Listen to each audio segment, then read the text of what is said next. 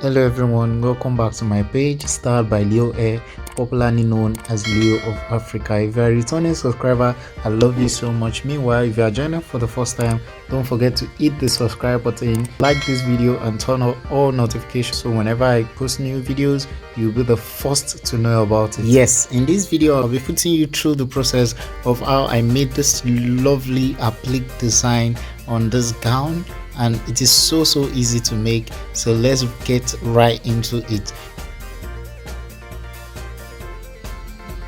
This is the finished look of the applique before attaching it to the gown itself. So this applique is so easy to make and it can be used for any design of your choice. To make this applique, we'll be needing our organdy or organza, whichever you think is good for you. I work well with organdy because it lasts longer and it is thick enough for me. Also, we'll be needing our sewable boning. This is a cheat code for people that don't know. Instead of buying the fishing line, you can get a lot of it from the sewable boning than you can get from buying the fishing line itself. So I'm going to cut out my desired length and width on the fabric. I cut as long as possible and as wide as possible. It's better to finish and then trim off than to do and it is not enough. That is a principle I always walk by. It is better a dress is big, you have to slim down, than it is too tight, then there is no solution. So I'm going to use the same length to cut out the length of my sewable boning. Yes, so I'll start by trimming off the edges of the boning. You notice if you trim off both edges, you are going to get something as rough as this. Inside it, you see up to about 6 or 7 fishing lines in one sewable boning in a strand. You see up to 6 or 7 strands. Can you see how I'm trimming off the edges and then removing the fishing line? Can you see the fishing line on the inside? Can you see? So this is it. So I'm going to repeat the same process for all the bonings I have cut out. Don't forget, first thing you have to do is to cut out your desired length on the fabric and then use that same length to cut out the length of the sewable boning, because it has to be the same length. Don't forget, the fishing line will be inside the fabric. That is what gives it that flexible effect. Can you see? So I'll keep trimming and then removing as much fishing line as possible. Can you see? There is a lot of fishing line. In fact, that is the major material they used in making sewable boning. That's what gives it that flexibility. A lot of it in a single strand. Can you see? I'll go ahead and trim off and then continue to remove and remove until there is no more. Once I'm done with that, I'm going to repeat the same process. Can you see? Cut out the same length as the fabric of more sewable boning and then remove as much fishing line as possible so that I can get enough to make the applique. Don't forget, it is better to have more, and it is okay than to have little and then you have to add more to it. So I usually make all this in excess because it never goes to waste. I can still use them next time. You just have to take your time to remove as much as you need. So the next thing I'll be doing now is to sew on the fabric, and here I'll be using the caging technique. And the caging technique is sewing as little space as it takes for only the sewable boning to sit comfortably, not too tight and not too loose, as if you are caging something. So that is the caging technique, and this is best done by the zipper presser foot, unless you have crazy precision and stable hands just like me. You notice I'm using the normal sewing presser foot to sew this. So keep the fishing line gently in a folded space. Can you see?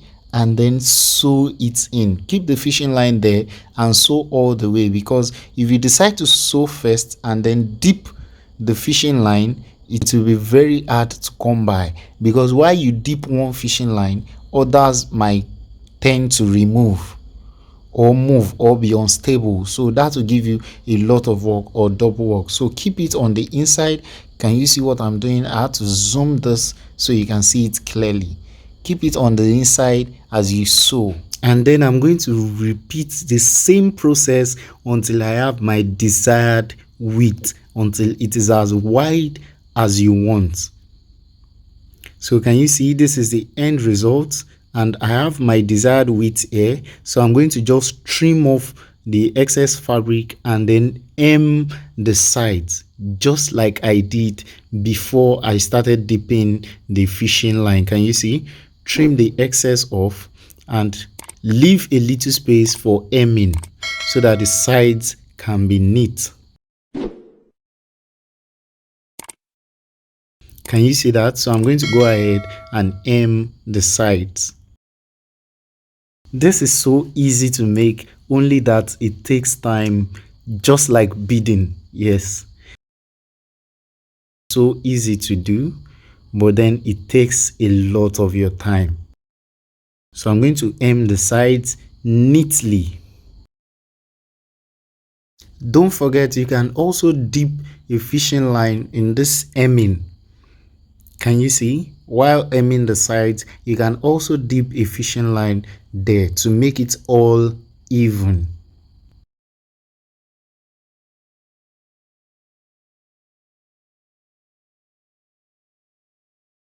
We are not even done yet, and this is looking so lovely. I love this design so much because it is so coily that you can use it to make any design of your choice. You can wrap it around the bust, around the arm, to make a design, to make a rose design, a flower design, or whatever you may choose to do with it.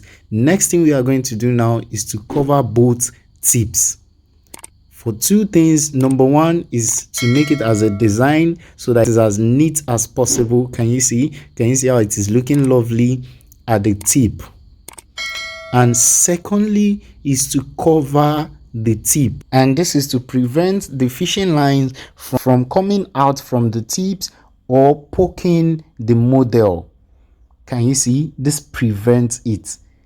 As long as it is covered with doubled material. You notice I folded my organdy into two and doubled it. Use it to cover it up to twice, so that it prevents it from coming out or poking the model. Can you see? It is a design, and also it is used as a preventive measure.